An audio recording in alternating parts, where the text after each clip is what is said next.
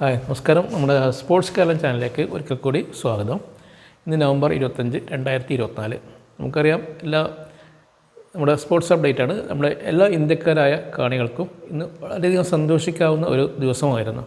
നമുക്കറിയാം ഓസ്ട്രേലിയയിലെ പെർത്തിൽ വെച്ച് നടന്ന 1ാം ക്രിക്കറ്റ് ടെസ്റ്റിൽ ഇന്ത്യ വിജയിച്ചു. സാധാരണഗതിയിൽ പെർത്തിൽ വെച്ച് നടക്കുന്ന ടെസ്റ്റ് മത്സരങ്ങളൊന്നും മറ്റു വിദേശ രാജ്യങ്ങളൊന്നും വിജയിക്കാറില്ല. ഓസ്ട്രേലിയ മാത്രമേ വിജയിക്കാറുള്ളൂ.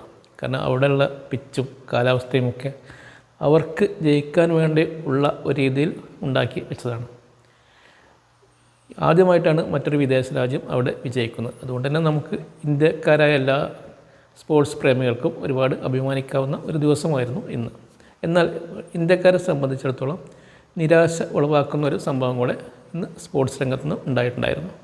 നമുക്കറിയാം, ലോക ചെസ് ചാമ്പ്യൻഷിപ്പിൻ്റെ ഫൈനലിൽ ഇന്ന് ആദ്യ മത്സരത്തിൽ ഇന്ത്യക്കാരനായ ഡി ഗുകേഷ് പരാജയപ്പെട്ടു. സിംഗപ്പൂരിൽ വെച്ചാണ് മത്സരം നടക്കുന്നത്. ലോക ചെസ് ചാമ്പ്യൻഷിപ്പിൽ 14 ഗെയിമുകളാണ് ഉള്ളത്. വിജയിക്കുന്ന ഓരോ മത്സരത്തിൽ നിന്നും ഓരോ പോയിൻ്റ് വീതം ലഭിക്കും. സമനില ആയാൽ അര പോയിൻറ്റും ആയിരിക്കും. ആദ്യം 7.5 പോയിൻറ്റ് ലഭിക്കുന്ന ആളായിരിക്കും അടുത്ത ലോക ചാമ്പ്യൻ. അതായത് ആദ്യത്തെ 8 മത്സരങ്ങളിൽ നിന്ന് 7.5 പോയിൻറ്റ് ലഭിക്കുകയാണെങ്കിൽ പിന്നീടുള്ള 6 മത്സരങ്ങൾ നടക്കില്ല എന്നർത്ഥം. എന്തായാലും ആദ്യ മത്സരം ഇന്ന് നടന്നു. വെള്ളക്കരിക്കളുമായിട്ടാണ് ഡി ഗുകേഷ് തുടങ്ങിയത്. എന്നാൽ അതിൻ്റെ ആനുകൂല്യം മുതലെടുക്കാൻ അദ്ദേഹത്തിന് സാധിച്ചില്ല. ആദ്യം രാജാവിന് മുമ്പിലുള്ള, അതായത് കിങ്ങിന് മുമ്പിലുള്ള പോണിനെ അദ്ദേഹം 2 കോളം നീക്കി E4 നീക്കി.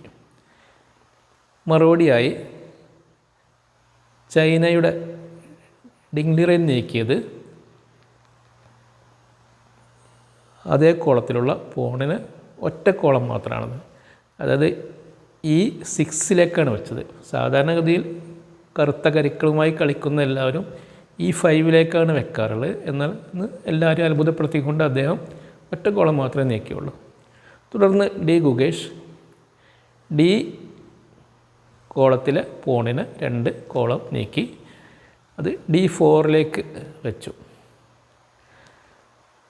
അതിനുശേഷം ചൈനീസ് ചാമ്പ്യനായ അദ്ദേഹം ഡിംഗ്ലിറൈൻ ആ കോളത്തിലുള്ള പോണിന് 2 കള്ളി നീക്കി D5 വെച്ചു.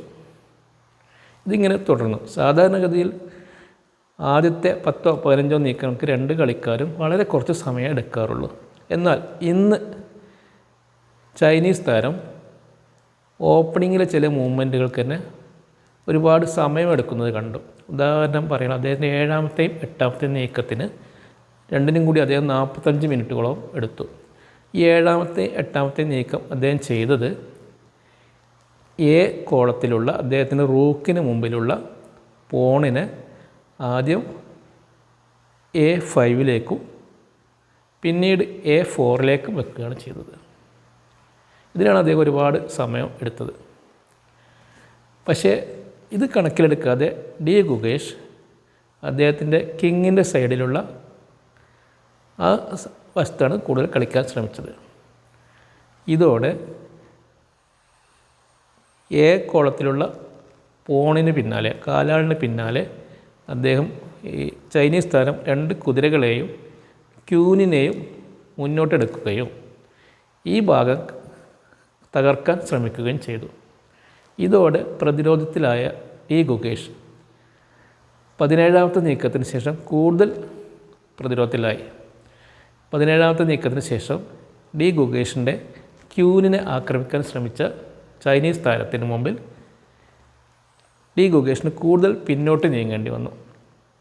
ഇതോടെ അതുവരെ ഉണ്ടായിരുന്ന എല്ലാ മുൻതൂക്കവും അദ്ദേഹത്തിന് നഷ്ടപ്പെടുകയും പിന്നീട് സമയത്തിൻ്റെ സമ്മർദ്ദത്തിൽ അടിപ്പെട്ട് 42ാം നീക്കത്തിൽ പരാജയം സമ്മതിക്കുകയും ആണ് ചെയ്തത്.